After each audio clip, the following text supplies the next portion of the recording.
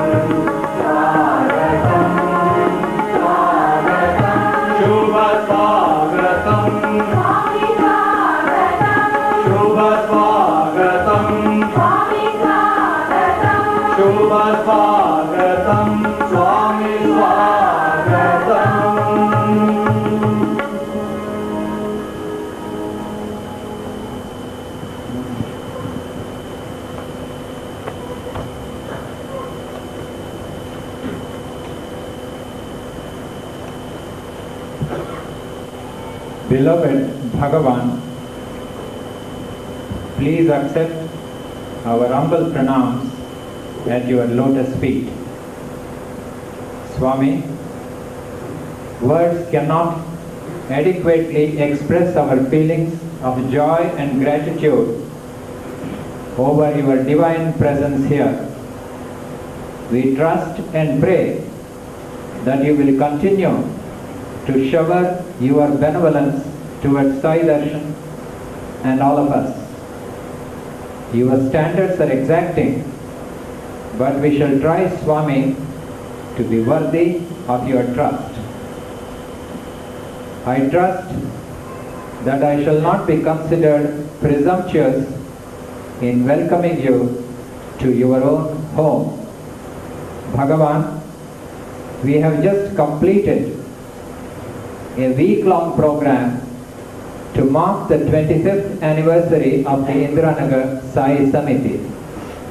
As part of the program, we had an introspection session with some serious soul searching as well as an audio-visual exhibition focusing on your teachings, the global sweep of the Sai movement, and your service projects as well. Apart from special pujas on the first 3 days, discourses were organized over the last 3 days of the week. We were fortunate enough to have, at a discourse on the 23rd, the presence of no less than the Swamiji of Adichunchanagiri, who spoke on the subject, Manava Seva is Madhava Seva. All the activities were, I am happy to report to you, Swami, well attended. Sai Darshan, if I am permitted to say so, Bhagavan, has become a focal point for united and disciplined spiritual and service activity, modest though its sweep may be. Besides our regular activities, as part of our anniversary, we have identified and taken up a few additional service projects relating to the physically, medically and socially disadvantaged. These are but small steps, Swami, and we are painfully aware of that. But we seek your blessings and guiding hand to ensure that we do not stray from the right path. This is also the 10th anniversary of Sai Darshan itself. It was on an unforgettable day, the 4th of November 1988, that this temple was inaugurated at your divine hands. We are thus doubly blessed by your august presence in our midst. We pray to you, Bhagavan, to strengthen our resolve, to destroy our doubts and illusions, and to energize our efforts. Swami, be so kind as to witness a short play in a little while on the first floor that our children wish to offer you with all the love of their little hearts. Finally, may we pray to you, Bhagavan, all of us gathered here, to bless us with your divine discourse. Jai Sai Ram.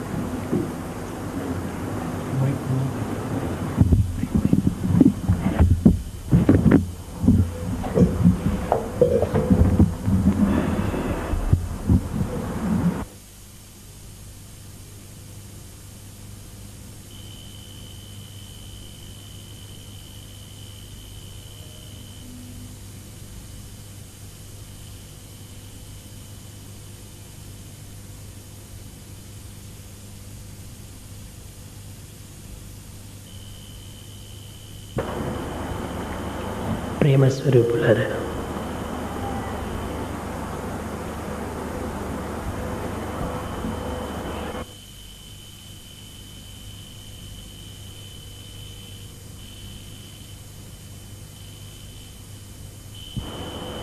మనసులోనున్న భావంబు మంచిదైన కలిగి తీరును ఫలసిద్ధి కార్యమందు.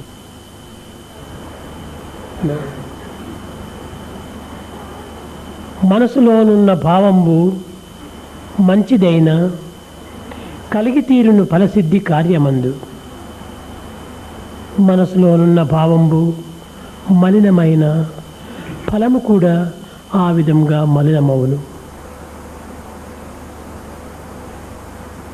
ప్రేమ స్వరూపులారా, మానవ జీవితము సంకల్పమయము. సంకల్పములే మానవుని యొక్క ఆస్తి. ఎట్టి సంకల్పములో అట్టి ఫలితమే మనకు ప్రాప్తిస్తుంటుంది. సంకల్పమును పురస్కరించుకొనియే మానవుని యొక్క మాటలు, మానవుని యొక్క చేష్టలు జరుగుతూ ఉంటాయి. మానవుని యొక్క చేష్టలు కానీ, మానవుని యొక్క మాటలు కానీ సరిగా లేకుండా పోయినప్పుడు సంకల్పములే దోషము. సంకల్పములు సరి అయినటువంటివి లేకపోవటం చేతనే ఈ మాటలు ఎందు కానీ, చేష్టలు ఎందు కానీ కొన్ని తప్పులు ఏర్పడుతుంటాయి. యద్భావం తద్భవతి. మానవుని యొక్క భావమును పురస్కరించుకొని మానవుని యొక్క జీవితం కూడాను ఆధారమై ఉంటుండది. మాటలకు ఖర్చు లేదు, కానీ ఫలము జాస్తి ఉన్నది. ఇట్టి పవిత్రమైనటువంటి మాటలను సక్రమమైన మార్గములో, సరి అయినటువంటి నడతలో మనం వినియోగించుకోవటం అత్యవసరము.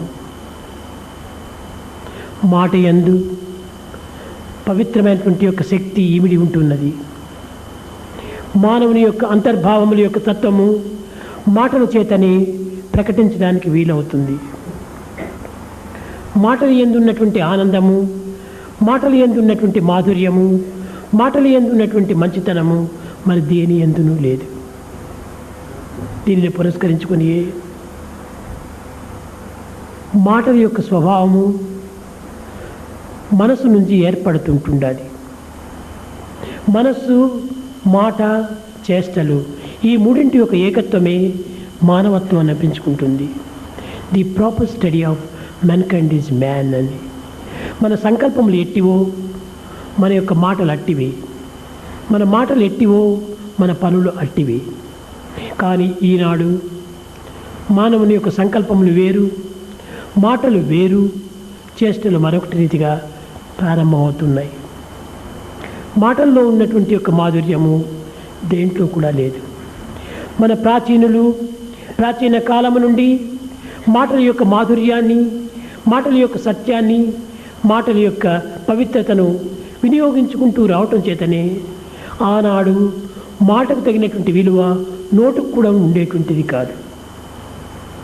ఈనాడు మానవుని యొక్క మాటలు కేవలము విలువలేనటువంటివిగా మారిపోవటం చేతనే ఈనాటి నోటుకు కూడాను విలువ లేకుండా పోయింది.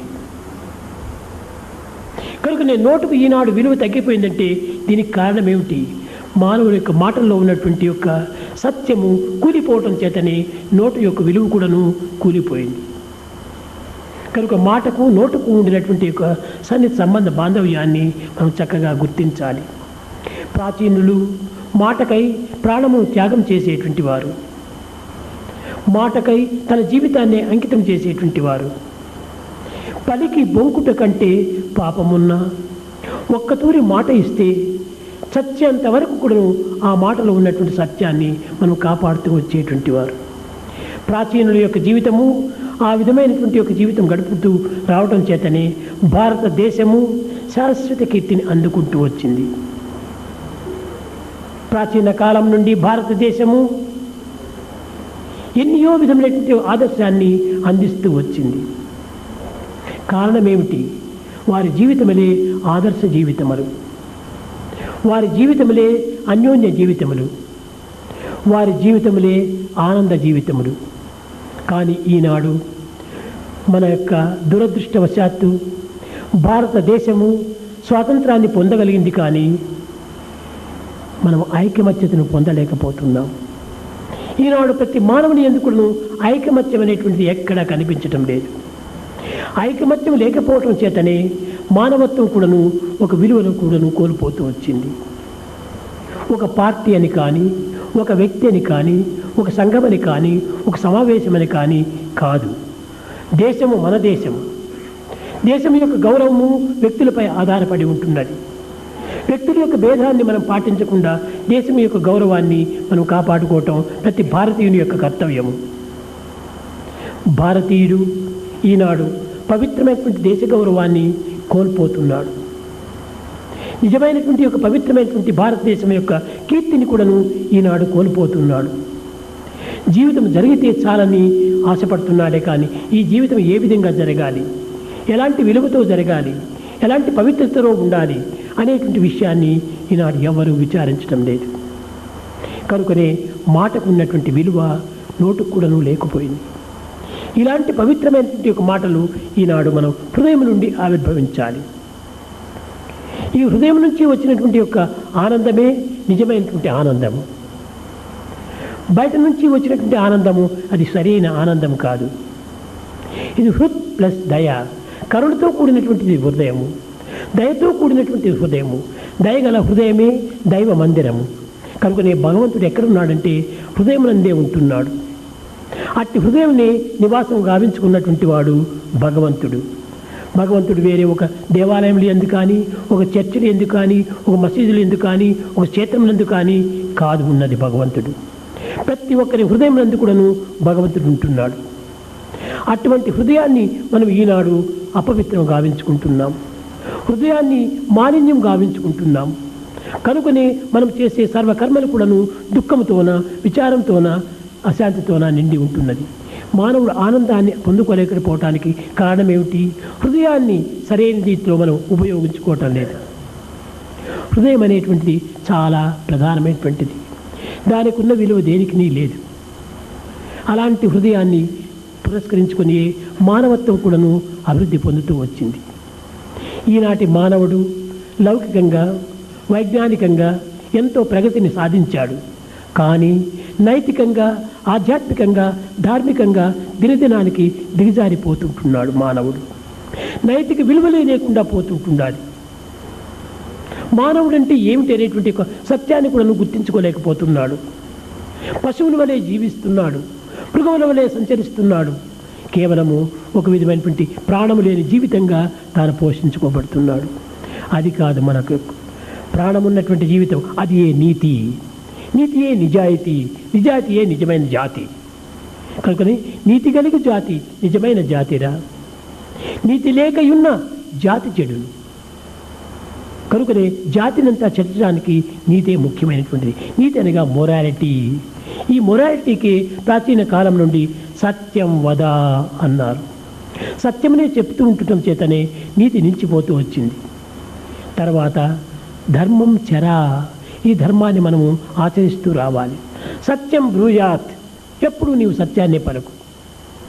ఇది నీతి యొక్క సరైనటువంటి యొక్క లక్షణము. ప్రియం బ్రూయాత్, ఈ సత్యం కూడా ఎట్లా ఉండాలా? ప్రియంగా ఉంటుండాలా. అనుద్వేగకరం వాక్యం సత్యం ప్రీతి హితం చేయత్. ఈ సత్యం ప్రీతిగాను, హితంగాను, ఆనందంగాను ఉంటుండాలి. ఇది నిజమైనటువంటి యొక్క ధార్మికమైనటువంటి మార్గము. ఇంకా మూడవది ఏమిటి? నప్రూజాత్ సత్యం అప్రియం. ఇది ఆధ్యాత్మికం. నైతికము, ధార్మికము, ఆధ్యాత్మికానికి మూడు వెలుగు గుణము చాలా ప్రధానమైనటువంటి మూడు ప్రాణములుగా భావిస్తూ వచ్చారు. ఒకటి శరీర ప్రాణము, రెండవది మానసిక ప్రాణము, మూడవది ఆత్మ ప్రాణము. The one you think you are, that is physical life. The one other think you are is the mental life. The one you really are, that is ఆత్మ లైఫ్. ఈ మూడే నైతికము, ధార్మికము, ఆధ్యాత్మికము. ఈ మూడింటి యొక్క జీవితాన్ని మనం ఏనాడు కాపాడుకుందామో ఆనాడే మానవత్వం అనేటువంటిది వికసిస్తుంది, ప్రకటిస్తుంది, ప్రచారపడుతుంది. ఈనాటి మానవుడు మానవత్వం అంటే ఏమిటో అర్థం చేసుకోలేకపోతున్నాడు. మాటలందు తీపి, మనసులో చేదుంచ, మంచి కానిది మీకు మచ్చ కాని. మచ్చలేని బ్రతుకు మహిళన చెల్లురా, వినుడు భారతీయ వీరసుతుడా. మాటల్లో తీయగా ఉంటుంటుంది, మనసులో ఉంటే చేదుగా ఉంటుంటుంది. కనుక మనసులో మనం చేదును పెట్టుకోకూడదు. మాటల్లో లేకపోయినప్పటికీ మనసులో మాత్రం మాధుర్యంగా ఉంటుండాలి. ఇది మానవుని యొక్క ప్రధానమైనటువంటి విలువ. ఈనాడు ఆ విధంగా కనిపించడం లేదు. మనసంతా కూడా కేవలం బిట్టర్ బిట్టర్ బిట్టర్, చేతితో మారిపోయినటువంటిది. ఇలాంటి మనసులు ఏనాడు మనకు మార్పు చెందుతుంది? దీనివల్లనే దైవత్వం అనేటువంటి దాన్ని మనం అభివృద్ధి పరుచుకున్నప్పుడు, ఐకమత్యం అనేటువంటి దాన్ని మనం పెంచుకున్నప్పుడు, సహనము, సానుభూతిని మనం పెంచుకున్నప్పుడే మానవత్వంలో, సమాజంలో ఒక ఐకమత్యము ఏర్పడుతుంది.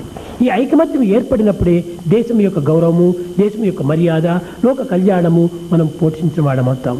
ఈనాడు లోక కళ్యాణాన్ని గురించి ఎవ్వరు కూడా విచారించడం లేదు. తాను, తన కుటుంబం ఇంతవరకే పోతే వాటబోటు లోకం, లోకం యొక్క పరిస్థితి ఏం తీసుకోవాలి. కనుకనే మనము లోక కళ్యాణానికి తగినటువంటి పాటు పడాలి.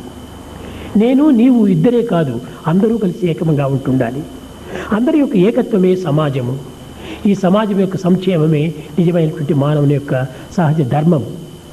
ధర్మం అనగా ఏదో గృహస్థ ధర్మము, వానప్రస్థ ధర్మము, వానప్రస్థ ధర్మము, సన్యాస ధర్మము ఇలాంటి ఆశ్రమ ధర్మాలు కాదు. ముఖ్యమైనటువంటి హృదయ ధర్మాన్ని మనం పాటించాలి. ఈ హృదయ ధర్మాన్ని మనం పాటించాలంటే ప్రేమతత్వంలో ఉంటుండాలి. ప్రేమ కంటే మించినటువంటి మరొకటి ఈ జగత్తులో కానరాదు.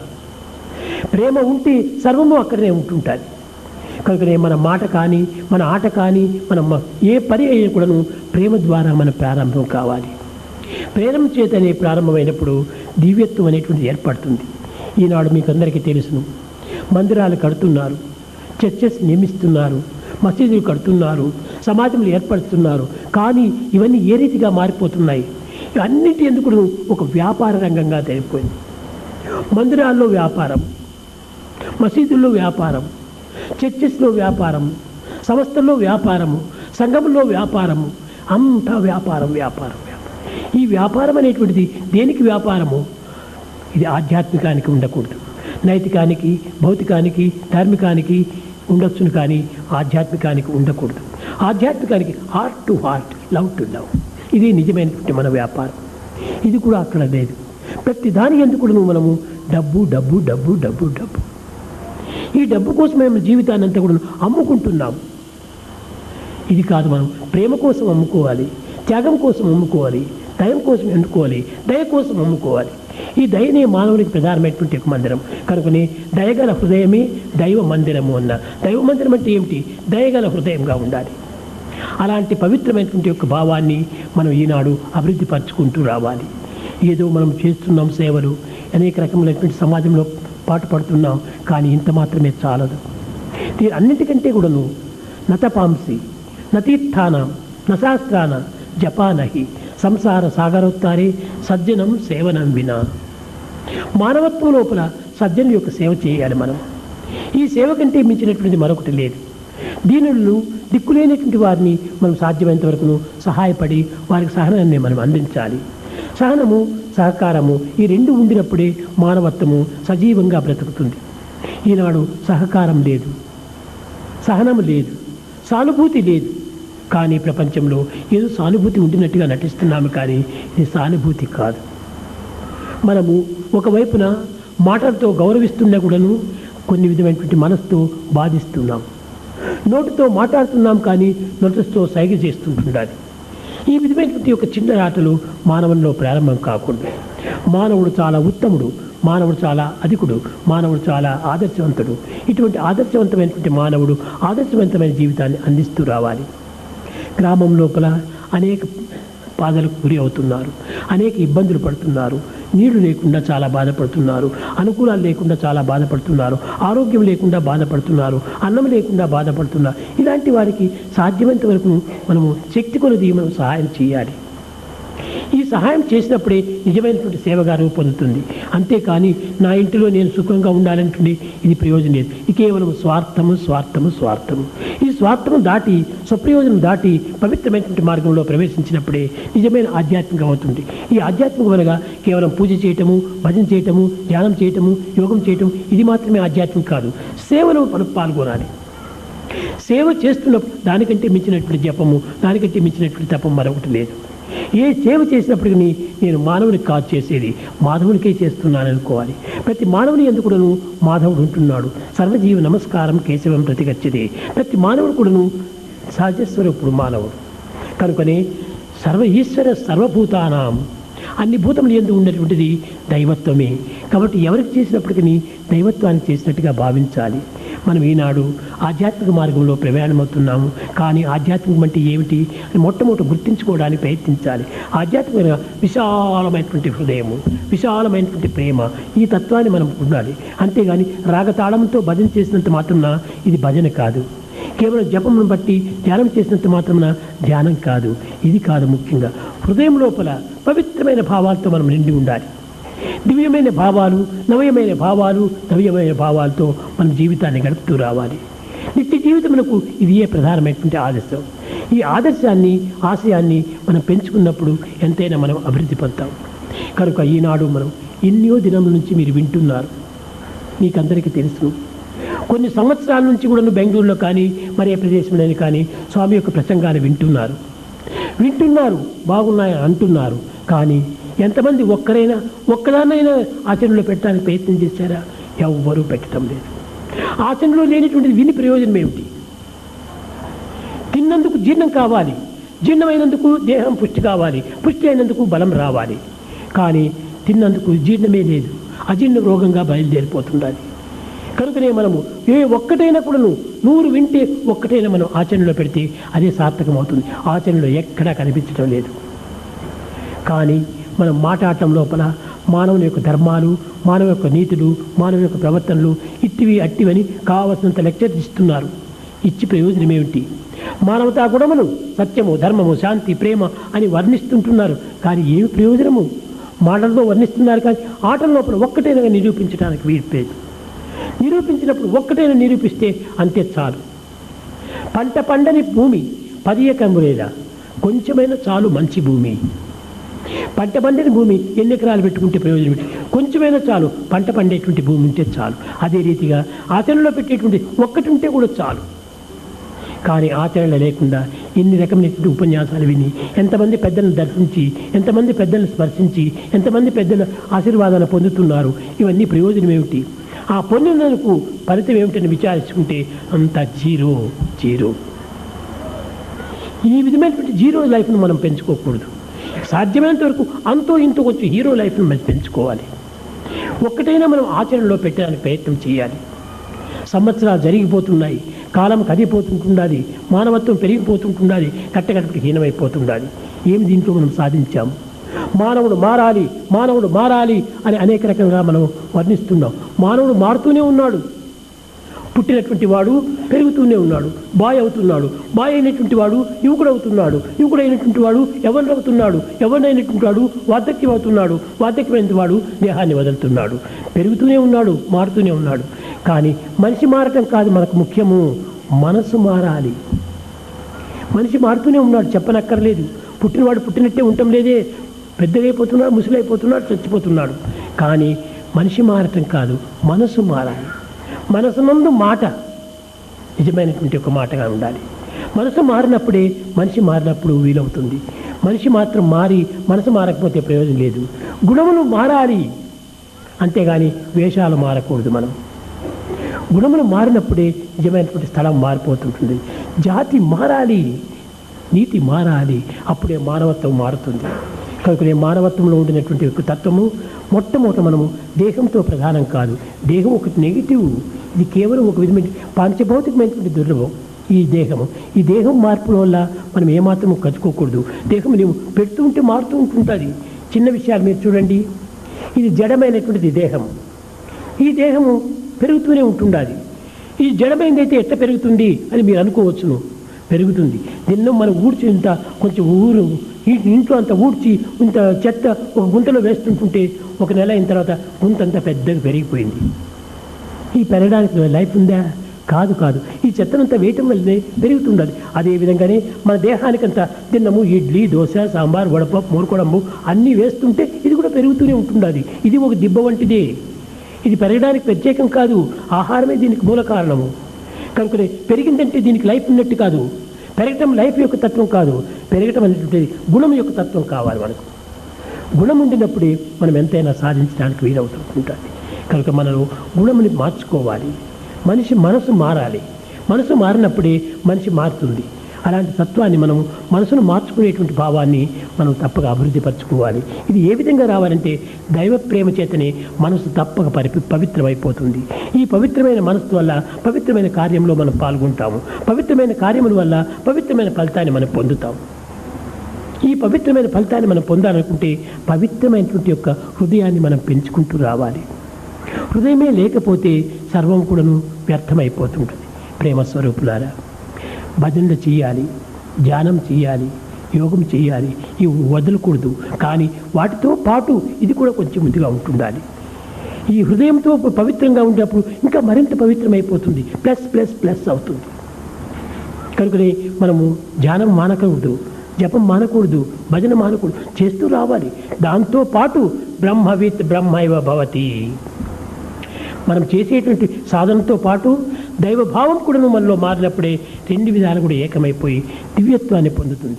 మానవుడు మానవుడుగా ఉండకూడదు, మానవుడు దైవంగా మారిపోవాలి. అది ఈనాడు కలియుగంలో ప్రభావము. మానవుడు పశువుగా మారుతున్నాడు, మానవుడు రాక్షసుడుగా మారుతున్నాడు, మానవుడు దైవంగా మారటం లేదు. దైవంగా మారినప్పుడే మానవుడు మానవుడు అనే సార్థకము పొందుతుంది. కనుకనే మనం తెలుసుకున్నటువంటి విషయాన్ని ఒక్కటి రెండైనా కూడాను ఆచరణలో పెట్టి సరైనటువంటి మనసుతో ఆనందాన్ని అందించి 10 మందికి ఆనందాన్ని కూడా మనం పంచిపెట్టాలి. మనం మాత్రమే ఆనందాన్ని అనుభవించడం కాదు, 10 మందికి కూడా ఈ ఆనందాన్ని అందించాలి. అప్పుడే నిజమైనటువంటి ఒక త్యాగం అయిపోతుంది. ఈ త్యాగం చేతనే యోగం కుదురుతుంది. యోగమే లేకపోతే రోగమే వచ్చేస్తుంది. కనుకనే మనం త్యాగమే యోగము, యోగమే భోగము, అదే మన నిజమైనటువంటి రాగము. అంతేకాని ఈ విధమైనటువంటి ఒక త్యాగమే లేకుండా పోతే, మనలో ఉన్నటువంటి భావములే మార్పు లేకుండా పోతే జీవితం అంతా వ్యర్థమైపోతుంది. కనుక మందిరాలు కట్టాం. ఈ మందిరంలో నిత్య జీవితాల లోపల సక్రమమైనటువంటి కర్మలు జరుగుతూనే ఉంటున్నాయి, పూజలు జరుగుతుంటే ఉంటున్నాయి, కానీ సాధన జరుగుతూనే ఉంటున్నాయి, సమావేశాలు జరుగుతూనే ఉంటున్నాయి. కానీ దీంతో పాటు సాధనలు కూడా చేయాలి. ఒక విధమైనటువంటి యొక్క మనం సేవా కర్మలో మనం పాల్గొనాలి. ఎక్కడైనా ఒక స్లమ్ ఏరియా ఉంటుంది, ఎక్కడైనా కొంచెం గలీజ్ ప్రదేశం అంతా ఉంటుంది, దాంట్లో పోయి మనం క్లీన్ చేయాలి. అప్పుడే మనం సరైనటువంటి ఒక ఆరోగ్యాన్ని పొందినటువంటి వారం అవుతాం. మనకే కాదు, సమాజానికి కూడా ఆరోగ్యాన్ని అందించినటువంటి వారం అవుతాం. కనుకనే ఈ విధమైనటువంటి ఒక చేతనైనంత వరకును ఏ చిన్న కార్యంలో అయినా కూడా మనం పాల్గొని దీనికి సరైనటువంటి యొక్క విలువను అందించాలని నేను ఆశిస్తూ ఆశీర్వదిస్తూ నా దీర్ఘ ప్రసంగాన్ని విరమిస్తున్నాను. ముఖ్యంగా మన మందిరాలు కట్టినందుకు ఇది కేవలము ఒక పరోపకార సంబంధమైనటువంటి యొక్క మార్గంగా మనం బయలుదేరాలి. ఏమిటి పరోపకారం? ఉపకార. పరోపకారం అంటే ఏమిటి? పరులకు ఉపకారం చేయటం అని కాదు. ఉపకార. పర అనగా దగ్గర, ఉప మీద సమీపము. చూడేవా? పర అనగా దైవత్వము, ఉప అనగా దగ్గర, కర పో. దగ్గరికి పో. దేనికి దగ్గర? పవిత్రమైనటువంటి భావానికి దగ్గర పో. అదే పరోపకారం. ఏదో ఒక దానము ధర్మం చేశామంటే అది పరోపకారం కాదు. పరతత్వానికి దగ్గర పోవాలి, అదే నిజమైనటువంటి పరోపకారం. ఈ విధమైనటువంటి దీంట్లోపల మానవుడు సరైనటువంటి మనసును మార్చుకొని దివ్యమైనటువంటి భావాన్ని పెంచుకొని వయసు పెరిగే కొలది కూడాను భావాలు కూడా పెరుగుతూ త్యాగాన్ని కూడా పెంచుకుంటూ నిజమైనటువంటి యొక్క రాగాన్ని తగ్గించుకుంటూ రావటము చాలా మానవత్వానికి సరైన సాధనని నేను ఆశిస్తూ ఆశీర్వదిస్తూ నా ప్రసంగాన్ని విరమిస్తున్నాను.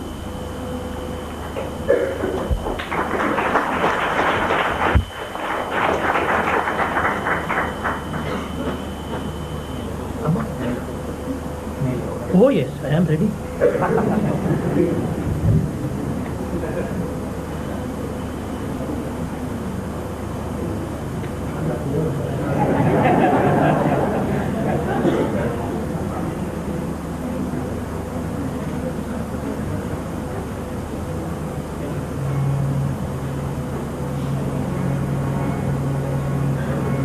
राम हरे साई कृष्ण हरे सर्वधर्म प्रिय साई हरे राम हरे साई कृष्ण हरे सर्वधर्म प्रिय साई हरे राम हरे साई कृष्ण हरे सर्वधर्म प्रिय साई हरे राम हरे साई कृष्ण हरे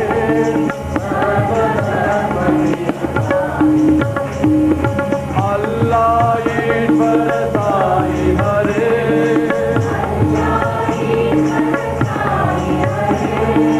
अल्लाह ईश्वर साई हरे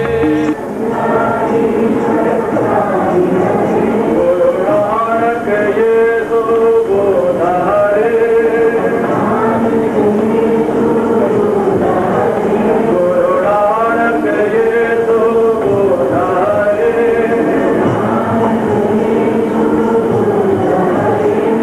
राष्ट्र महावीर साई हरे सर्वधर्म प्रिय साई हरे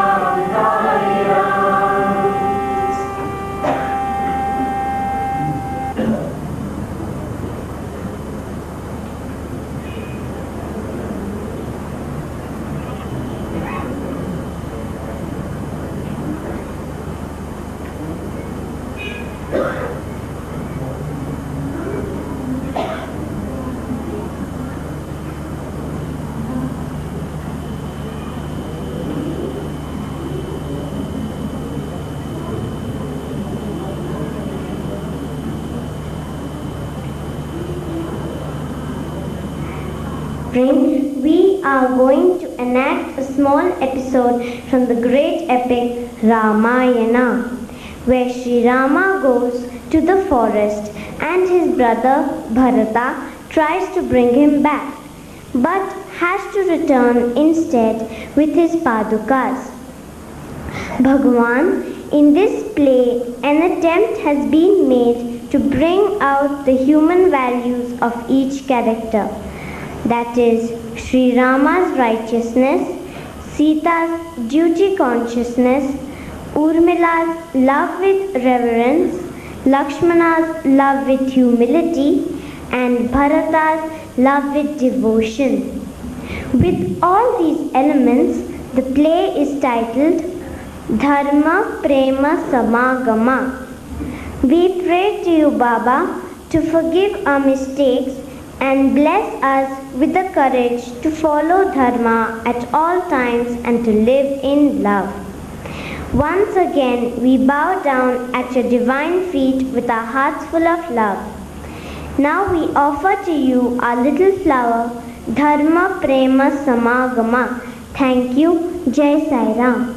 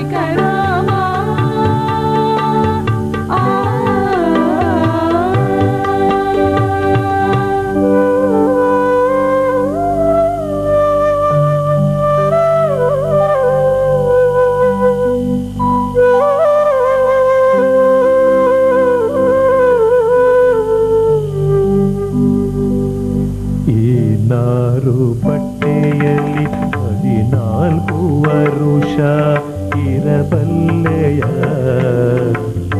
ಮುಳ್ಳು ದಾರಿಯಲ್ಲಿ ನಡೆಯಬಲ್ಲೆಯ, ಹಸಿವನಿಂಗಿಸಲು ಗೆಡ್ಡೆಗೆಣಸುಗಳ ತಿನ್ನಬಲ್ಲೆಯ, ಸದಘೋರ ಸಂಕಟದಿ ಜೀವಿಸಬಲ್ಲೆಯ. ಬೇಡ ಪ್ರಿಯೆ, ಈ ಪರಿಕಷ್ಟ ನೀನು ಸಹಿಸಲಾರೆ, ನೀನು ಸಹಿಸಲಾರೆ.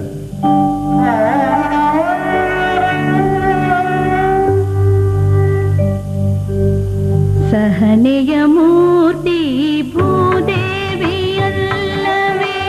ನಾನವರ ಪುತ್ರಿ ಸೀತೆಯಲ್ಲವೇ, ತ್ಯಾಗದಲ್ಲಿ ರಾಜ ಋಷಿ ಜನಕ ಮಹಾರಾಜನಲ್ಲವೇ, ನಾನವರ ಪುತ್ರಿ ಜಾನಕಿ ಅಲ್ಲವೇ.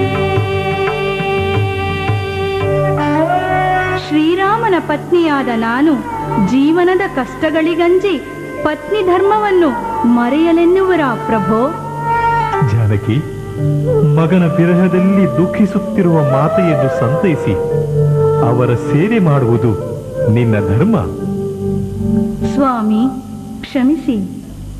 ಮಾತಾ ಪಿತಾ ಬಂಧು ಸಖರೆಲ್ಲ ಸರ್ವ ಜನರಿಗೆ, ಪಾಪ ಪುಣ್ಯ ಕರ್ಮ ಫಲವರವರಿಗೆ, ಪತ್ನಿಯ ಸೌಭಾಗ್ಯವದು ಪತಿಯ ಜೊತೆಗೆ, ಪತ್ನಿಯ ಸೌಭಾಗ್ಯವದು ಪತಿಯ ಜೊತೆಗೆ, ಪಾಪ ಪುಣ್ಯ ಕರ್ಮ ಫಲದ ಅರ್ಧ ಹಂಚಿಕೆ, ಪಾಪ ಪುಣ್ಯ ಕರ್ಮ ಫಲದ ಅರ್ಧ ಹಂಚಿಕೆ. ಮಾತಾಪಿತರು ಪೋಷಿಸಬಹುದು, ಮಕ್ಕಳು ಸನ್ಮಾನಿಸಬಹುದು, ಆದರೆ ಸ್ತ್ರೀಗೆ ಪತಿಯೊಬ್ಬನೇ ದೈಹಿಕ ಮಾನಸಿಕ ಎರಡಕ್ಕೂ ರಕ್ಷಕ. ಆದರೂ ಮನೆಯ ಸೊಸೆಯಾದ ನಿನ್ನ ಧರ್ಮ ನಾನು ನಿನಗೆ ಹೇಳಬೇಕೇ? ನನಗಾಗಲೇ ಅದನ್ನು ಮಾತಾಪಿತರು ಕಲಿಸಿದ್ದಾರೆ. ಹುಟ್ಟಿದ ಮನೆಗೂ ಕೊಟ್ಟ ಮನೆಗೂ ಕೀರ್ತಿತ ಮಗಳೇ, ಅತ್ತೆ ಮಾವಂದಿರ ಮಗಳಾಗಿ ಸೇವೆಗೈ ಮಗಳೇ, ಭಾವನಾದಿನಿಯರ ಹುಟ್ಟು ಸಹೋದರಿಯಾಗಿ ಒಡನಾಡು ಮಗಳೇ, ಎಲ್ಲದಕ್ಕೂ ಮಿಗಿಲಾಗಿ ಕಷ್ಟದಲ್ಲೂ ಸುಖದಲ್ಲೂ ನೆರಳಾಗಿ ಪತಿಯ ಅರ್ಧಾಂಗಿಯಾಗೋ ಮಗಳೇ. ಅದೇನೇ ಇರಲಿ, ನಿಮ್ಮ ಸಹಧರ್ಮಿಣಿ ನಾನು ಪರಮಾತ್ಮನಾದ ನಿಮ್ಮನ್ನು ಜೀವಾತ್ಮನಾದ ನಾನು ಅಗಲಿರಲು ಸಾಧ್ಯವೇ? ಅಗ್ರಜ, ಇದೇನಿದು ಅನ್ಯಾಯ ಹೇಳುವರಾರು ಇಲ್ಲವೇ? ರಾಜನಿಗೆ ನ್ಯಾಯ, ಹೆಣ್ಣಿನ ಮೋಹ ಪಾಶಕ್ಕೆ ಸಿಲುಕಿದ ನಲ್ಲ ನಮ್ಮ ಪಿತನು, ಇಕ್ಷ್ವಾಕು ವಂಶಕ್ಕೆ ತಂದನಲ್ಲ ಅಪಕೀರ್ತಿಯನು, ಇಕ್ಷ್ವಾಕು ವಂಶಕ್ಕೆ ತಂದನಲ್ಲ ಅಪಕೀರ್ತಿಯನು. ಛೇ ಛೇ. ಲಕ್ಷ್ಮಣ, ತಿಳಿಯದೆ ಜನ್ಮದಾತನನ್ನು ಹಳಿದು ನರಕಕ್ಕೆ ಹೋಗಬೇಡ. ಏನೆಂದು ತಿಳಿಯಲಿ ಅಣ್ಣ? ಜ್ಯೇಷ್ಠ ಪುತ್ರನಿಗೆ ರಾಜ್ಯ ಕೊಡದೆ ಕಾಡಿಗಟ್ಟಿ ತಮ್ಮನನ್ನು ಪಟ್ಟದಲ್ಲಿರಿಸುವುದು ನ್ಯಾಯ ಧರ್ಮ ಎಂದು ತಿಳಿಯಲೇ? ಪಿತ ಮಹಾಶಯರ ಧರ್ಮ ಸಂಕಟ ಅರಿಯದಾದೆಯ ತಮ್ಮ? ಅದ್ಯಾವ ಧರ್ಮ ಸಂಕಟ? ಕ್ರೋಧವ ಬಿಟ್ಟು ನೀಲಾಲಿಸುತ್ತಮ್ಮ, ಸೂರ್ಯವಂಶದರಿಯನಲ್ಲ, ನೀವುಣ್ಣದೆ ನಾವುಣ್ಣಲಿಲ್ಲ, ನೀ ನಿದ್ರಿಸದೇನಾ ನಿದ್ರಿಸಲಿಲ್ಲ. ಆದರೂ ಈಗ ಅದೇನಿದ್ದರೂ ನಾ ನಿನ್ನ ಬಿಟ್ಟಿರಲಾರೆ. ಅಡವಿಯೋಳು ದಾರಿಯಲ್ಲಿ ಮುಳ್ಳಿದ್ದರೆ ತೆಗೆವವರು ಯಾರು, ಬಾಯಾರಲು ನೀರು ತರುವವರು ಯಾರು, ನಿನ್ನ ಸೇವೆಯಲ್ಲದೆ ಬೇರೇನು ಅರಿಯಲಾರೆ. ನಿನ್ನ ಸೇವೆಯಲ್ಲದೆ ಬೇರೇನು ಅರಿಯಲಾರೆ ಅಣ್ಣ.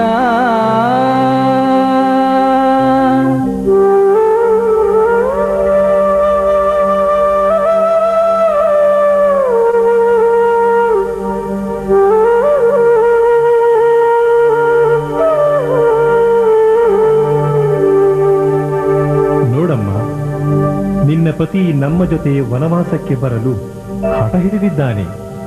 ನನಗದು ಗೊತ್ತು ಭಾವ. ಅವರ ನಿರ್ಧಾರ ಸರಿಯಾದದ್ದೇ.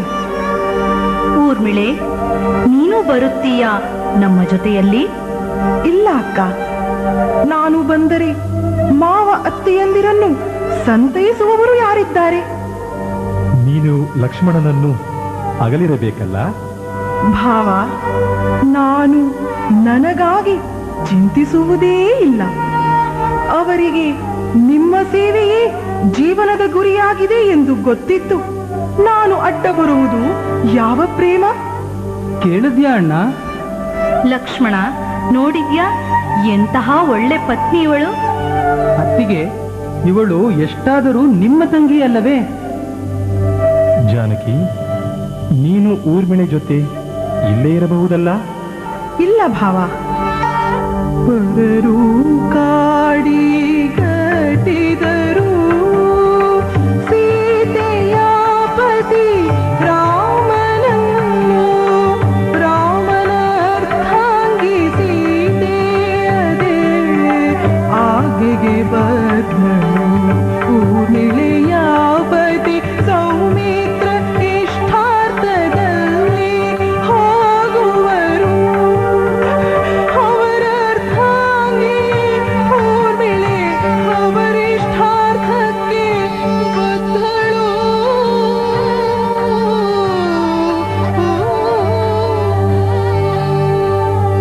ವಾದಿಸುವುದರಲ್ಲಿ ಹೆಂಗಸರನ್ನು ಮೀರಿಸುವುದು ಅಸಾಧ್ಯ. ಅವರ ಸ್ಥಳದಲ್ಲಿದ್ದು ನಿಮ್ಮ ಮಾತೆಯ ಸೇವೆಯನ್ನು ನಾನು ಮಾಡುತ್ತೇನೆ. ಅಲ್ಲದೆ ನಾನು ಬಂದರೆ ಅವರಿಗೆ ನಿಮ್ಮಿಬ್ಬರ ಸೇವೆಯ ಜೊತೆಗೆ ನನ್ನ ರಕ್ಷಣೆ ಜವಾಬ್ದಾರಿ ಬಿದ್ದರೆ ಅವರಿಗೆ ತುಂಬಾ ಕಷ್ಟ ಆಗುತ್ತಲ್ಲವೇ?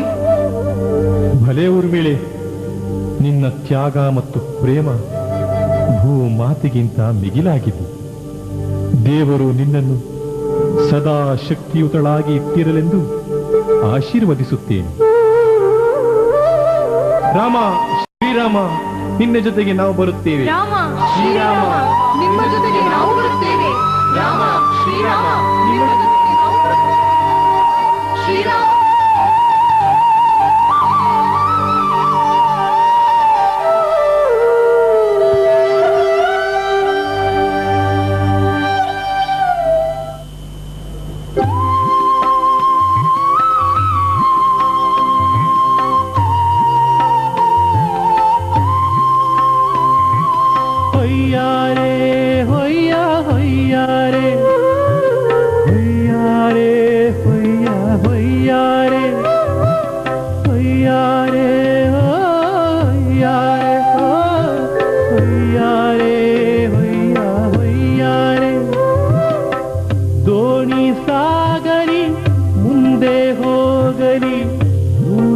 ತೀರವ ಸೇರಲಿ, ದೋಣಿ ಸಾಗಲಿ, ಮುಂದೆ ಹೋಗಲಿ, ದೂರ ತೀರವ ಸೇರಲಿ. ಬೀಸುಗಾಳಿಗೆ ಬೀಳು ತೇಲುತ್ತ ತೆರೆಯ ಮೇಲ್ಗಡೆ ಹಾರಲಿ.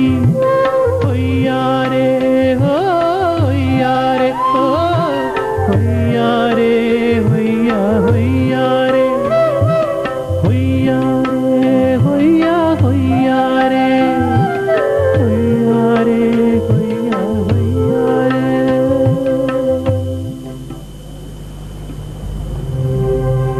ಪಾದಸ್ಪರ್ಶದಿಂದ ಈ ಸ್ಥಳ ಪುನೀತವಾಯಿತು. ನದಿ ದಾಟಲು ನಮಗೆ ನಿನ್ನ ಸಹಾಯ ಬೇಕು ಮಿತ್ರ. ಅಪ್ಪಣೆ ಪ್ರಭು, ನಿಮ್ಮ ಸೇವೆಯೇ ನನ್ನ ಭಾಗ್ಯ. ಯಾರಲ್ಲಿ ಇವರನ್ನು ಜೋಪಾನವಾಗಿ ನಾವು ಈ ನದಿ ದಾಟಿಸಬೇಕು. ಅಪ್ಪಣೆ ಬುದ್ಧಿ. ಹಾ, ಇವರು ಶ್ರೀರಾಮನಲ್ಲವೇ? ತಾಳಿ ತಾಳಿ ಪ್ರಭು, ಇದು ಬಂದೆ.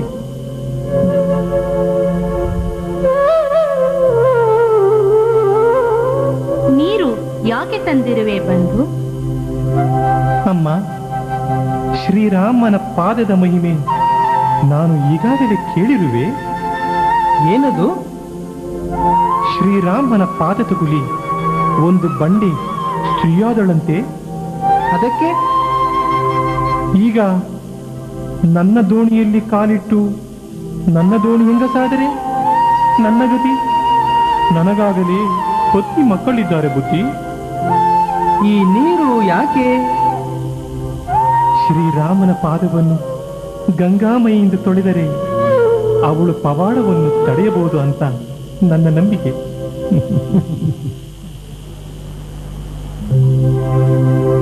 ಶ್ರೀರಾಮ ಸ್ಥೂಲ ದೃಷ್ಟಿಗೆ ಮನುಷ್ಯ ಮಾತ್ರ,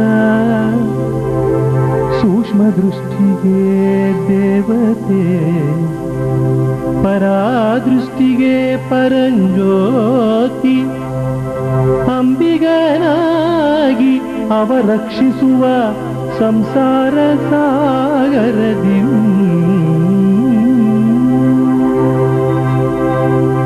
ಏಳು ಹೊರಡೋಣ.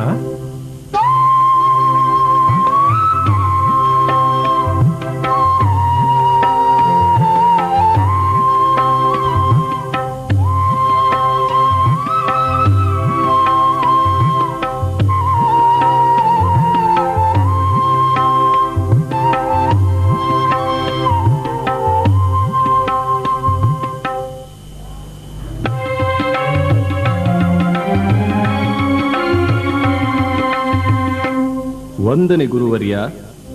ಆಯುಷ್ಮಾನ್ ಭವ. ಇದೇನಿದು ಅನರ್ಥ ಗುರುದೇವ, ಇದೇನಿದು ಅನರ್ಥ ಗುರುದೇವ. ರಘುಕುಲ ತಿಲಕನಾದನೆ ವನವಾಸಿ, ನನ್ನ ಮಾತೆಗೆ ಬಂತು ಮತಿ ಭ್ರಾಂತಿ. ನೀವೆಂದಿದ್ದೀರಿ ಮೌನದಲ್ಲಿ ಗುರುದೇವ. ಸಮಾಧಾನ ತಂದುಕೋ ಭರತ. ಹೇಗಿರಲಿ ಸಮಾಧಾನದಲ್ಲಿ ಮನ ಮುಳುಗಿದೆ ಕಪ್ಪು ಛಾಯೆಯೇ. ತಂದೆಯ ಮರಣದಲ್ಲಿ ನಾನಾದೆ ತಬ್ಬಲಿ, ಬೆಂಕಿ ಉರಿಯುತ್ತಿದೆ ನನ್ನ ಕಣಕಣದಲ್ಲಿ.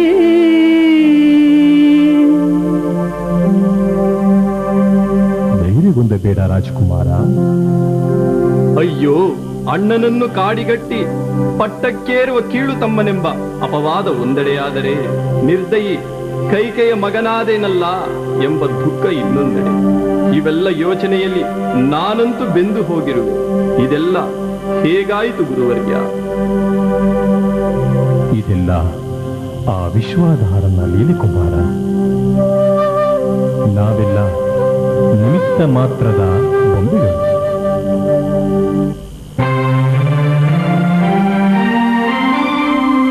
ಬೊಂಬೆ ಆಟವಯ್ಯ ಬ್ರಹ್ಮಾಂಡವೇ ಆ ದೇವನಾಡುವ ಬೊಂಬೆ ಆಟವಯ್ಯ.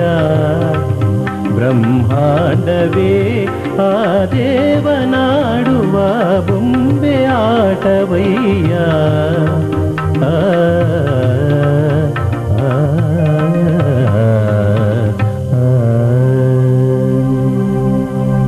ಆದರೂ ನೀವು ರಾಜಗುರುಗಳು.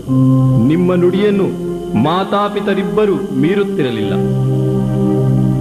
ಪೃಥ್ವಿಯಲ್ಲಡಗಿರುವ ಕಾಲ, ಗುಣ, ಇಂದ್ರಿಯಗಳ ವಶದಲ್ಲಿ ಸಂಸಾರ ನಡೆಯುತ್ತಿದೆ. ನಾವೆಲ್ಲ ಅವುಗಳಿಗೆ ಬದ್ಧರು. ಆದರೂ ಮಾನವನಿಗೆ ವಿವೇಕವೆಂಬುದು ಇದೆಯಲ್ಲ ಗುರುದೇವ? ಇದೇ ರಾಜಕುಮಾರ, ಇದರ ತಿರುಳು ನಾನೀಗ ಹೇಳುವೆನು ಕೇಳು. ವಿವೇಕ ಮಾಯೆಯೊಳಗೆ ಅಡಗಿರುತ್ತೆ. ದಶ ಇಂದ್ರಿಯಗಳಿಂದ ಕೂಡಿ ಮಾನವ ಸಹಜವಾದ ಮನಸ್ಸಿನ ಕಾಮನೆಯಿಂದ ದ್ವಂದ್ವಕ್ಕೊಳಗಾದರೂ ನಿಮ್ಮ ಪಿತರು. ಹೌದು, ನಿಮ್ಮ ಮಾತೆಯಾದರೂ ಗುಣಗಳ ಅಧೀನವಾಗಿ ಆಕಾಂಕ್ಷಿಯಾದರು. ಆದರೆ ಅವರಂಶವೇ ಆದ ಶ್ರೀರಾಮ ಎಲ್ಲವನ್ನೂ ತ್ಯಾಗ ಮಾಡಿ ಪುರುಷಾರ್ಥವನ್ನು ಹಿಡಿದೆತ್ತಿರುವನು ವನವಾಸಕ್ಕೆ ತೆರಳಿ. ಆದರೂ ಈ ಸಂಸಾರದಲ್ಲಿ ಮಾನವನನ್ನು ಚೇತನಗೊಳಿಸಲು ಇದೆಲ್ಲ ಆ ಪರಮಾತ್ಮನ ನಾಟಕ. ಈಗ ನೀವೇನು ಮಾಡುವಿರೋ ಅದು ಎಲ್ಲರಿಗೂ ಆದರ್ಶವಾಗಿರಲೆಂದು ಆಶೀರ್ವದಿಸುತ್ತೇನೆ. ಸರಿ, ಈಗ ನನ್ನ ಕರ್ತವ್ಯ ಶ್ರೀರಾಮನನ್ನು ಮರಳಿ ಕರೆತಂದು ಪಟ್ಟಕ್ಕೇರಿಸುವುದು. ಅದಕ್ಕೆ ಅಪ್ಪಣೆ ಕೊಡಿ ಗುರುವರ್ಯ. ಇಷ್ಟ ಸಿದ್ಧಿರಸ್ತು. ತಮ್ಮ ಶತ್ರುಘ್ನ, ಶತ್ರುಘ್ನ.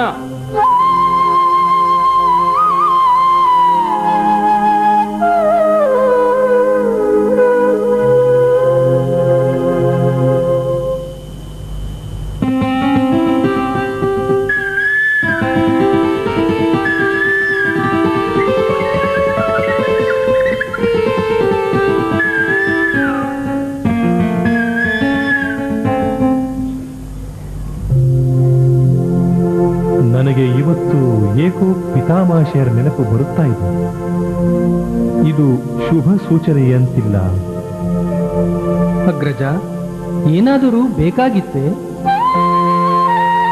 ಪ್ರಭು,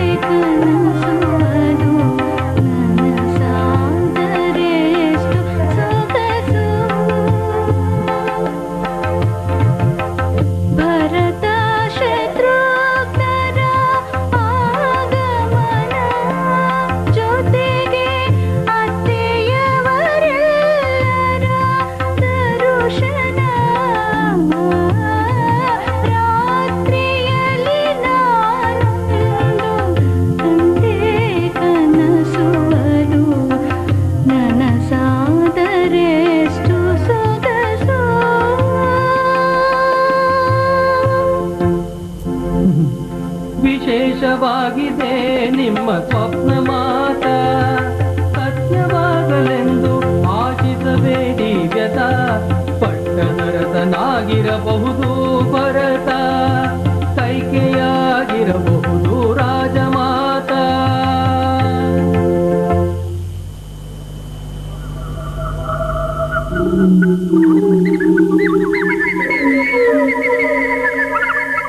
ಲಕ್ಷ್ಮಣ, ನನಗೇಕೋ ಮನಸ್ಸಿಗೆ ನೆಮ್ಮದಿಯಿಲ್ಲ. ಪಕ್ಷಿ ಪ್ರಾಣಿಗಳೆಲ್ಲ ಶರೀರದಂತಿದೆ. ನೋಡು ಯಾರಾಗಿರಬಹುದೆಂದು. ಅಣ್ಣ, ಭರತನು ಸೈನ್ಯ ಸಮೇತನಾಗಿ ಬರುತ್ತಿದ್ದಾನೆ. ಮಾತೆಯನ್ನು ಒಳಗೆ ಕಳುಹಿಸಿ ಬಿಲ್ಲು ಬತ್ತಳಿಕೆಯೊಂದಿಗೆ ತಯಾರಾಗಿರಿ. ಯಾಕೆ? ಅವನು ಸೈನ್ಯ ಸಮೇತ ಬಂದು ನಮ್ಮನ್ನು ಸಂಹರಿಸುವಂತಿದೆ. ಇವನು ಇಷ್ಟು ದುಷ್ಟನಾಗುವನೆಂದು ನಾನೆಣಿಸಿರಲಿಲ್ಲ. ಶಾಂತಿ ಶಾಂತಿ ಹಿಂದಿರು ಪ್ರಿಯ ಅನುಜ, ಈ ಕೋಪತಾಪವ ಬಿಡು ನನ್ನ ಅನುಜ. ನನ್ನಂತೆ ಅವನು ನಿನಗೆ ಅಗ್ರಜ, ನಿನ್ನಂತೆ ಅವನು ನನಗೆ ಅನುಜ. ನೀನೇನು ಹೇಳುತ್ತಿರುವೆ ಅಗ್ರಜ? ನನಗಿರುವಷ್ಟೇ ನಿನಗೂ ಅವನಲ್ಲಿ ಪ್ರೇಮವಿದೆ. ಆದರೆ ಅದು ಕ್ರೋಧದಿಂದ ಮುಚ್ಚಿದೆ. ಕ್ರೋಧದಲ್ಲಿ ನಮ್ಮ ವಿವೇಕ ಕಳೆದುಕೊಳ್ಳಬಾರದು ತಮ್ಮ. ಆನಂದದಿಂದ ಸ್ವಾಗತಿಸೋಣ ನಮ್ಮ ಸಹೋದರರನ್ನು. ಯಾವ ಹುತ್ತದಲ್ಲಿ ಯಾವ ಹಾವು ಇರುತ್ತದೆ ಎಂಬುದು ತಿಳಿಯುವುದಿಲ್ಲ. ನಾವು ಜಾಗೃತರಾಗಿರಬೇಕು. ಸಮಾಧಾನದಲ್ಲಿ ಭರತನೊಡನೆ ಮಾತನಾಡು. ಅಗ್ರಜ, ಭರತನು ಬಂಧುವಾಗಿ ಬಂದಿರುವನೋ ಅಥವಾ ವೈರಿಯಾಗಿಯೋ ಒಂದೂ ತಿಳಿಯದೆ ಅದೆಷ್ಟು ಶಾಂತಿಯಿಂದಿರುವೆ. ಅವನು ವೈರಿಯೇ ಆಗಿದ್ದರೂ ಈಗ ನಮ್ಮ ಧರ್ಮ ಅತಿಥಿ ಸ್ವಾಗತ. ರಾಮ, ಶ್ರೀರಾಮ. ಎದ್ದೇಳು ಭರತ, ನೀ ಎಷ್ಟೊಂದು ಬಳಲಿರುವೆ. ಬಾ ವಿಶ್ರಮಿಸು. ಶತ್ರುಘ್ನ, ಬಾ ನೀನೂ ವಿಶ್ರಮಿಸು. ಶ್ರೀರಾಮ, ನನಗೆಲ್ಲಿಯ ವಿಶ್ರಾಂತಿ? ದುಷ್ಟ ನಾರಿಯ ಉದರದಲ್ಲಿ ಜನ್ಮವೆತ್ತಿದ ನನಗೆಲ್ಲಿಯ ಮನಃಶಾಂತಿ? ಹಾಗೆಂದ ಬೇಡ ಭರತ.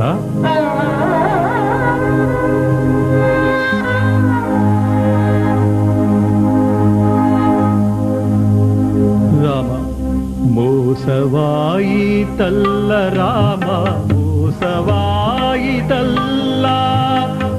ಮೋಸವಾಯಿತಲ್ಲ ರಾಮ, ಮೋಸವಾಯಿತಲ್ಲ. ಜ್ಯೇಷ್ಠ ಪುತ್ರ ನಿನ್ನಿಂದ ರಾಜ್ಯ ಕಿತ್ತುಕೊಂಡರಲ್ಲ. ಜ್ಯೇಷ್ಠ ಪುತ್ರ ನಿನ್ನಿಂದ ರಾಜ್ಯ ಕಿತ್ತುಕೊಂಡರಲ್ಲ. ನನ್ನ ಮಾತೆ ರಘುಕುಲಕ್ಕೆ ಕಳಂಕ ತಂದಳಲ್ಲ. ನಿನಗಪಕಾರ ಮಾಡುವಂತ ದುರುಳ ನಾನು ಅಲ್ಲ. ತಮ್ಮ, ನೀನು ಸುಮ್ಮನೆ ದುಃಖಿಸುತ್ತಿರುವೆ. ಈ ಪ್ರಪಂಚಕ್ಕೆ ನಾವೆಲ್ಲರೂ ಯಾವುದೋ ಕಾರಣ ನಿಮಿತ್ತ ಬಂದಿದ್ದೇವೆ. ನಮ್ಮ ಕರ್ಮ ಕಾರ್ಯಗಳನ್ನು ನಾವು ಮಾಡಲೇಬೇಕಾಗುವುದು. ಇಲ್ಲಿ ಯಾರನ್ನೂ ನಿಂದಿಸುವುದು ಸರಿಯಲ್ಲ. ಅಗ್ರಜ, ನೀನಿಲ್ಲದೆ ಅರಮನೆ ಸ್ಮಶಾನದಂತಿದೆ, ದಟ್ಟ ಅರಣ್ಯದಂತೆ ಭೀಕರವಾಗಿದೆ. ಮಾವ, ಅತ್ತೆಯವರು ಮತ್ತು ಸಹೋದರಿಯರೆಲ್ಲರೂ ಸೌಖ್ಯದಲ್ಲಿರುವರೇ? ಮಾತೆಯರೆಲ್ಲ ಬಂದು ಡೇರಿಯಲ್ಲಿದ್ದಾರೆ. ಹಾ, ಮತ್ತೆ ನಾನಲ್ಲಿಗೆ ಹೋಗುತ್ತೇನೆ. ಲಕ್ಷ್ಮಣ, ನಿನ್ನ ಸಹೋದರರಿಗೆ ಇದನ್ನು ಕೊಡಿಸುವೆಯಾ? ಪಿತಾಮಹಶಯರು ಆರೋಗ್ಯವಾಗಿರುವರೇ? ಹಿಂದೆಲ್ಲಿಯ ತಂದೆ ಶ್ರೀರಾಮ, ನಾನು ಅಯೋಧ್ಯೆ ಸೇರುವ ಮೊದಲೇ ಅವರು ಪರಂಧಾಮಗೈದಿದ್ದರು.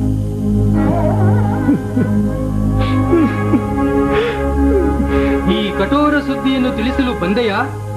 ನಿನ್ನ ಕಾರ್ಯ ಮುಗಿಯಿತಲ್ಲ, ನೀನಿನ್ನು ಹೊರಡಬಹುದು. ಲಕ್ಷ್ಮಣ, ಬಿಡು ನಿನ್ನ ಆವೇಶ. ಭರತ, ಅವನನ್ನು ಕ್ಷಮಿಸು. ತಂದೆಯ ಮರಣದ ಸುದ್ದಿಯನ್ನು ಕೇಳಿ ಅವನು ಏನು ಹೇಳುತ್ತಿರುವನೆಂದು ಅವನಿಗೆ ತಿಳಿದಿಲ್ಲ. ನೀನು ನೊಂದುಕೊಳ್ಳಬೇಡ. ಅವನ ದುಃಖ ನನಗೆ ಅರ್ಥವಾಗುತ್ತದೆ ಅಗ್ರಜ. ತಂದೆಯ ಮರಣಕ್ಕೆ ನನ್ನ ತಾಯಿ ಮಾತ್ರವಲ್ಲ, ನಾನು ಅಪರಾಧಿಯೇ.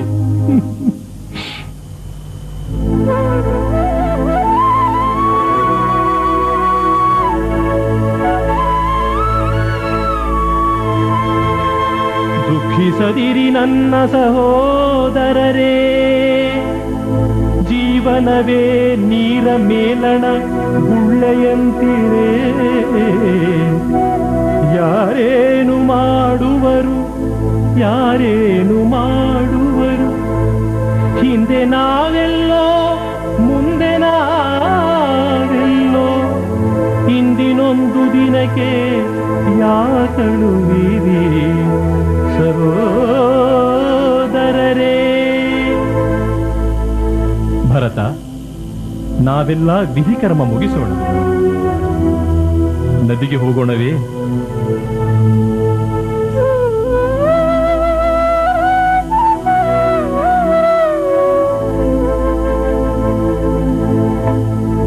ಅನುಜ, ರಾಜ್ಯವನ್ನು ಅರಸನಿಲ್ಲದೆ ಬಿಟ್ಟಿರುವುದು ಒಳ್ಳೆಯದಲ್ಲ.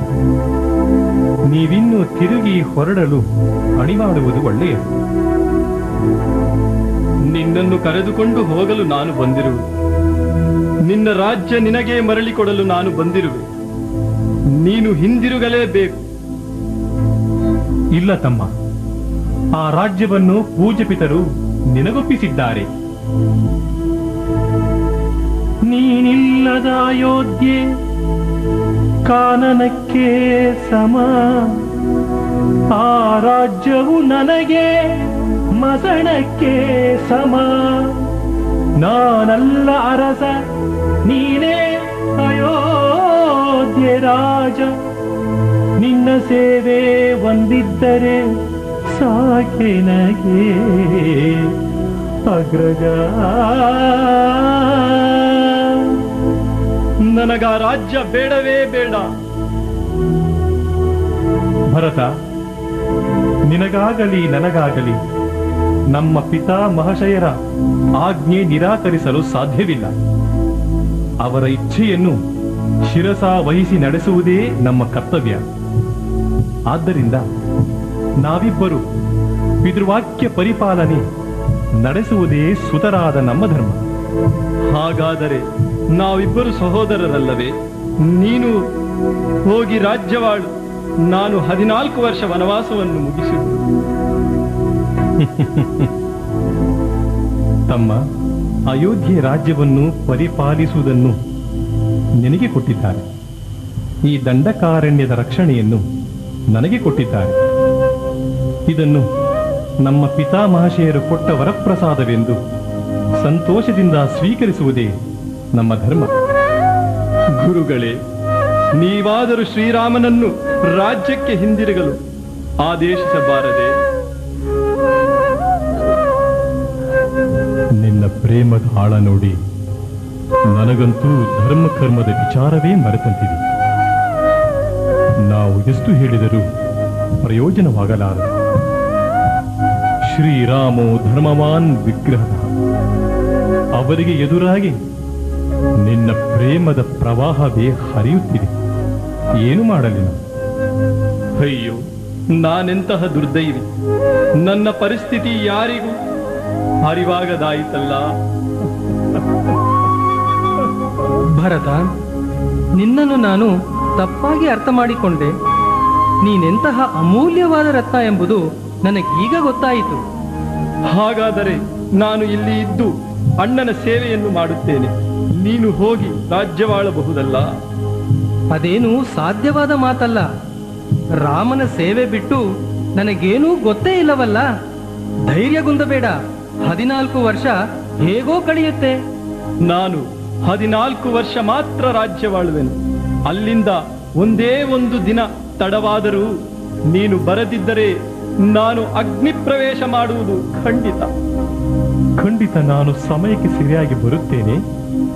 ನೀವು ರಾಮಸೀತೆಯರ ಸಂಕೇತವಾಗಿ ನಿನ್ನ ಪಾದುಕೆಗಳನ್ನು ಕೊಡು. ಅದನ್ನು ಪೀಠಕ್ಕೇರಿಸಿ ನಿಮ್ಮ ಪ್ರತಿನಿಧಿಯಾಗಿ ರಾಜ್ಯವಾಳುತ್ತಾ ಸೇವೆ ಸಲ್ಲಿಸುವೆನು. ನಾವಿನ್ನು ರಾಜ್ಯಕ್ಕೆ ಹಿಂದಿರುಗೋಣವೇ? ನಾನು ರಾಮನಿಲ್ಲದ ಅರಮನೆಗೆ ಬರುವುದಿಲ್ಲ ಗುರುವರ್ಯ. ರಾಜ್ಯದ ಹೊರಗಿರುವ ನಂದಿಗ್ರಾಮದಲ್ಲಿ ವಾಸಿಸುವೆನು. ಸುಖಿರಸ್ತು. ಅಯ್ಯೋ, ನಾ ಯಾರ ಕೇಳಲಿ, ನಾ ಯಾರ ಬೇಡಲಿ. ಅಯ್ಯೋ, ನಾ ಯಾರ ಕೇಳಲಿ, ನಾ ಯಾರ ಬೇಡಲಿ. ರಾಮನಿಲ್ಲದೆ ನಾ ಹೇಗೆ ಬದುಕಲಿ, ರಾಮನಿಲ್ಲದೆ ನಾ ಹೇಗೆ ಬದುಕಲಿ. ಬೀಳುತ್ತಿರುವೆನ ದಾರಿ ಕಾಣದೆ, ಬೀಳುತ್ತಿರುವೆನ ದಾರಿ ಕಾಣದೆ. ಹೃದಯ ಸುಡುತ್ತಿದೆ ಸಾವು ಬಾರದೆ, ಹೃದಯ ಸುಡುತ್ತಿದೆ ಸಾವು ಬಾರದೆ. ಅಯ್ಯೋ, ನಾ ಯಾರ ಕೇಳಲಿ, ನಾ ಯಾರ ಬೇಡಲಿ. ದುಃಖಿಸಬೇಡ ತಮ್ಮ. ಈಗೋ ನನ್ನ ಪಾದುಕೆಗಳು. ರಾಮಾಯಣದಲ್ಲಿ ಭರತನ ಪಾದುಕಾ ರಾಜ್ಯ ತುಂಬಾ ಕೀರ್ತಿಯುಳ್ಳದ್ದಾಗುತ್ತೆ. ಶ್ರೀರಾಮನ ಪಾದುಕೆ ಪರಮ ಪೂಜ್ಯನೀಯ ಮಾತ್ರವಲ್ಲ, ಅವನ ಅಮರ ಪ್ರೇಮ ಅದರಲ್ಲಡಗಿದೆ. ಆ ಪುಣ್ಯ ನಿನ್ನದಾಗಿದೆ. ಹೌದು ಭರತಕುಮಾರ, ರಾಮನ ಅನುಗ್ರಹವೆಲ್ಲ ನಿನ್ನ ಮೇಲಿದೆ.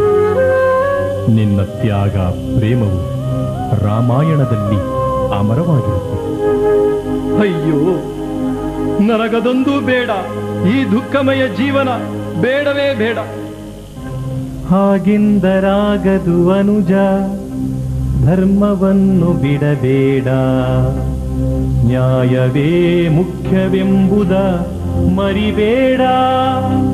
ಪ್ರಜೆಗಳಿಗೆ ದೀನ ರಕ್ಷಣೆ ನೀಡದಿರಬೇಡ. ಎಲ್ಲರಿಗೆ ಪ್ರಿಯನಾಗಿ ಬಾಳುವ ಅನುಜ.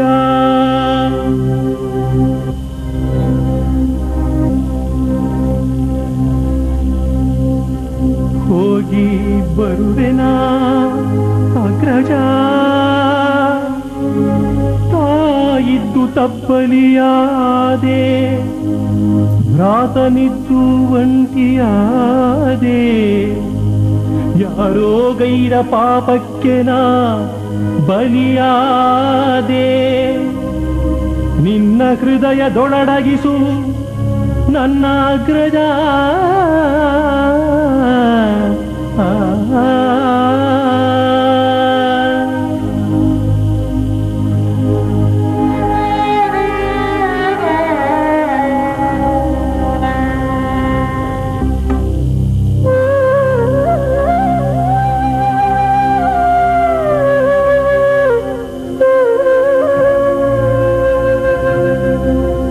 ಪಾದಾವನಿ ಪ್ರಭವತೋ ಜಗತಾಂ ತ್ರಯಾಣಂ. ರಾಮದಪಿತ್ವಮಧಿಕ ನಿಯತಂ ಪ್ರಭಾವ. ನು ಚೇತ ಕಥಂ ನು ಭರತಸ್ಯ ತ್ವಮೇವ ಲಿಪ್ಸ್ಯೋ. ಪ್ರತ್ಯಾಯನಂ ಪರಿಪಣಂ ಭವತಿ ಭವದ್ರಿ.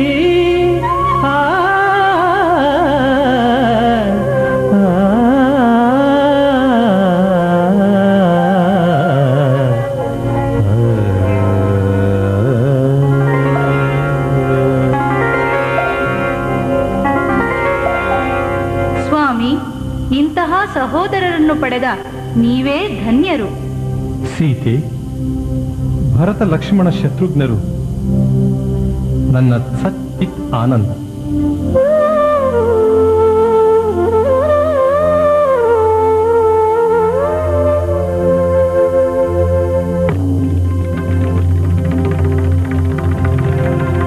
ಭರತಕುಮಾರ, ಶ್ರೀರಾಮ ಲಕ್ಷ್ಮಣ ಸೀತೆಯರು ಸುಗ್ರೀವ ಸಮೇತವಾಗಿ ಬರುತ್ತಿದ್ದಾರೆ.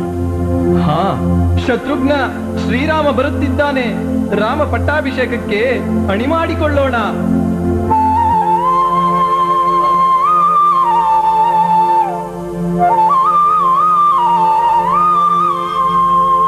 ಅಕರಾಕ್ಷರ ಶಂಭೂತಃ ಸೌಮಿತ್ರಿ ವಿಶ್ವಭಾವನಃ. ಉಕರಾಕ್ಷರ ಸಂಭೂತಃ ಶತ್ರುಘ್ನ ತೇಜಸಾತ್ಮಕಃ. ಪ್ರಜ್ಞಾತ್ಮಂ ಕೌಸ್ತುಭರತೋ ಮಕರಾಕ್ಷರ ಸಂಭವಃ. ಅರ್ಧಮಾತೃಕೋ ರಾಮೋ ಬ್ರಹ್ಮಾನೈಂದಕ ವಿಗ್ರಹ.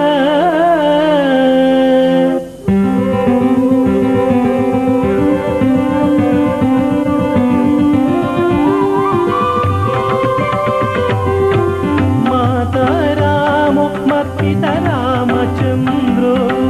ಭ್ರಾತ ರಾಮೋ ಮತ್ಸಖ ರಾಘವೇಶ.